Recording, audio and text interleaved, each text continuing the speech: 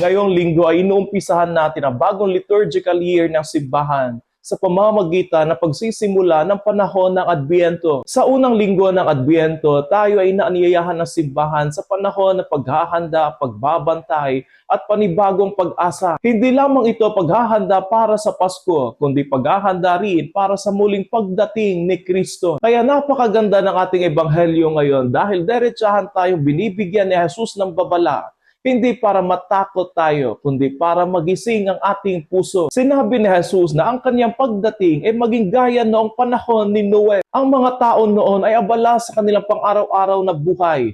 Kumakain, umiinom, nag-aasawa, at namumuhay na parang walang mangyayaring kakaiba. Hindi naman masama ang mga iyon. Ang problema ay naging mas abala sila sa mundo hanggang sa nakalimutan nila ang Diyos. At dahil hindi sila handa, dumating ang baha na hindi nila inaasahan. Ganito rin ang panganib sa panahon natin ngayon. Sa sobrang bilis ng buhay dahil sa trabaho, social media, gadgets, ingay, mga deadlines, unti-unti nating nalilimutan ang Diyos. Hindi dahil ayaw natin sa Kanya, kundi dahil nauubos ang ating oras sa ibang bagay, habang ang Diyos ay nauurong sa pinakahuli ng ating listahan. Kaya sa Adbyento, muling sinasabi ni Jesus, magbantay kayo, maging handa kayo. Ano nga ba ang ibig sabihin ng pagiging handa? Una, maging mulat sa presensya ng Diyos araw-araw. Hindi lamang siya darating sa katapusan ng panahon.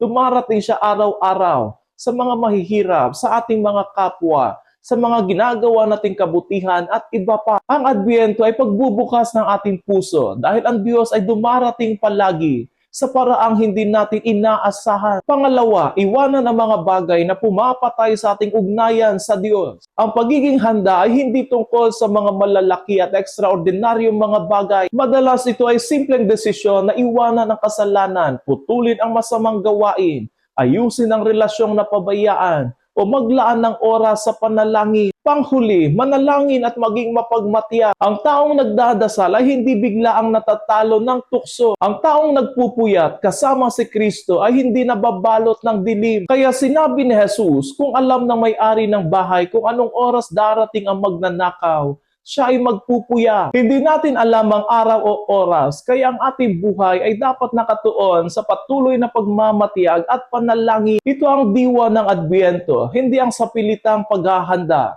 kundi ang masayang paghahanda. Dahil tayo ay nananabik sa kanyang pagdating. Kaya ngayong unang linggo ng Adbyento, hilingin natin sa Diyos ang isang pusong gising, handa at sabik sa kanyang pagdating.